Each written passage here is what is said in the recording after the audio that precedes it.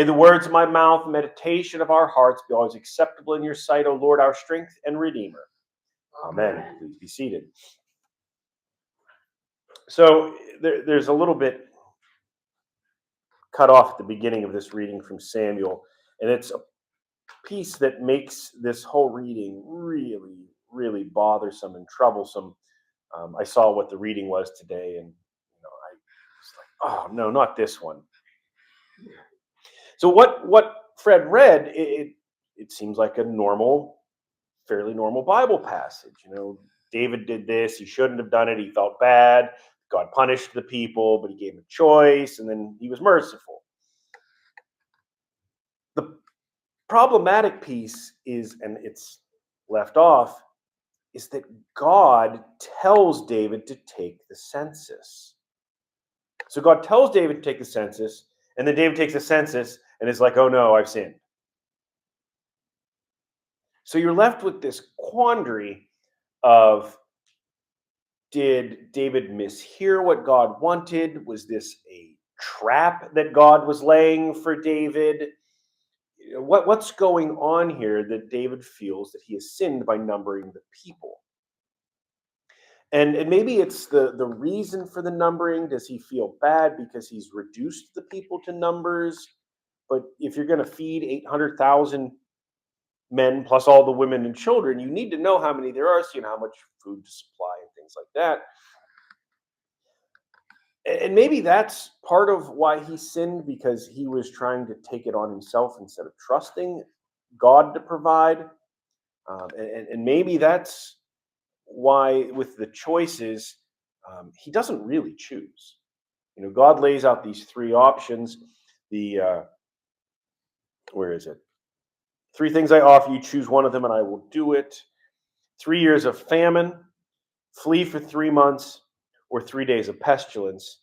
And he doesn't say, door number 1, door number 2, or door number 3. David says, let us fall into the hand of the Lord, for his mercy is great. So he says, whatever God's going to do, let him do. And again, there's a lot of maybes in this, I think. Because if God had told him to do the census, and he did it, but if he was doing it to try to take on his own responsibility or stand under his own sort of force, he's being taught a lesson. And I think this decision making here, being given the decision and then not actually making the decision, is the corrective to what he was doing with the census. If, as much as I can make sense of him feeling sinful about taking the census that God commanded him to take. I mean, I know I'm not a huge fan of the parochial report every year, but God's not telling us to do that. The national church is. So I'm not worried about it being a sin. But so David has learned something, at least, because he doesn't make the decision. He doesn't say, well, I know what the best punishment for my people is. He says, let God decide. And they get their 3 days of pestilence. 70,000 people died, which sounds like a lot, but if there's 800,000 men who can lift a sword, how many people are there? Probably 3 times as many for kids and old men and women. So the 70,000, it's not like what would have, the 3 years of plague or 3 years of famine. And the 3 months before their foes, who knows what would have been lost there. So ultimately, God probably does give them the easiest punishment. And then when the angel is going to destroy Jerusalem,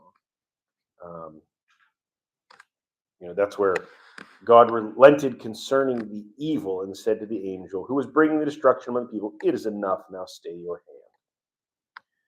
hand. Now, it's interesting too, because there's some timing things here. God says to the angel, that's enough.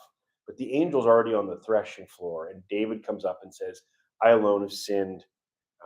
I alone have done wickedly. What have they done? Let your hand, I pray, be against me and against my father's house. So did he learn? Because now he's standing up in front of the angel saying, no, don't destroy the people. Just destroy me. He's kind of, again, through the best of intentions, taking on something that he shouldn't because God's already told the angel to stop. So I don't know at the end of the day whether David had learned. Did he learn the lesson? He seemed to have. He was listening to God, but felt sinful because of what he was doing with that information, I guess. Then, when given the sort of Ghostbusters moment, choose the form of your destructor, he doesn't. He says, let God decide. But then at the end, when God has relented, he's like, well, I'm going to stop this angel myself. I'm going to stand here and take it all on me. So I don't know whether David learned or not. But it's interesting. I guess it's interesting that he keeps trying. And maybe that's a symptom of humanity, that we can't get out of our own way. Even after we've learned the lesson, we go back and make the same mistake again. And is that human nature or is that unbelief?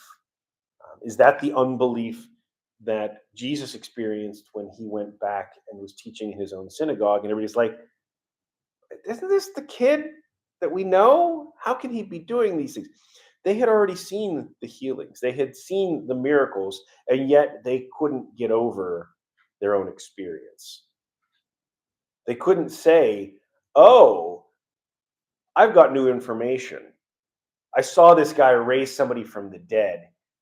He's not just the kid.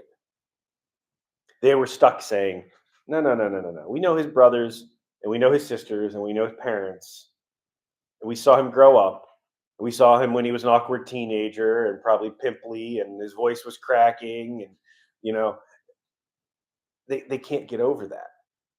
They can't take the new information and put it with the old and change. And maybe that's what happened to David. He got some new information and he made a right decision, but he didn't change. Because then he goes back to making the same wrong decisions. I don't know that it's unbelief, though, so much as it's human nature. And maybe it is the unbelief is human nature. Maybe that is our mean state is to not believe what we've seen. To be incredulous at what is before us. And I think about, we always teach in self-defense situations, you hear about fight or flight. That's not really the case. It's not fight or flight. It's freeze or do something.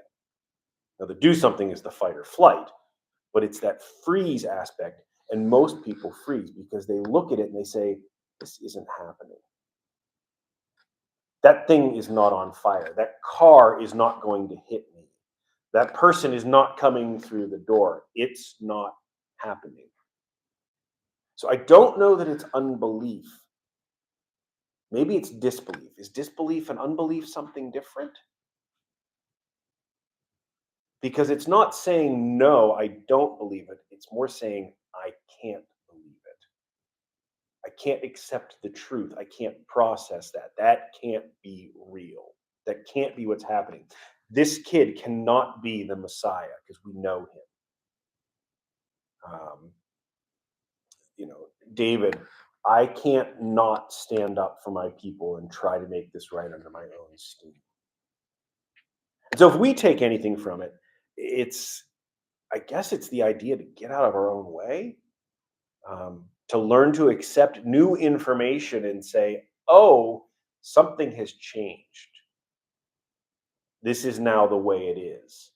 And then I need to make my decisions based off of that, not what I presuppose, not what I learned 30 years ago, not what I have already become set in, and to be plastic and pliable and to allow ourselves that room to change, to learn the lessons that David did and then seemingly forgot.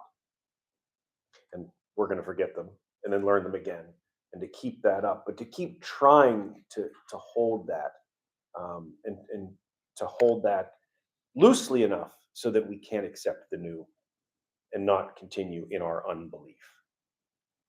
To God be all the glory, now and forever. Amen. If this message raised questions or stirred something in you, I'd love for you to stay connected. So like, share, and subscribe. Now go in peace to love and serve the Lord, and I'll see you next time.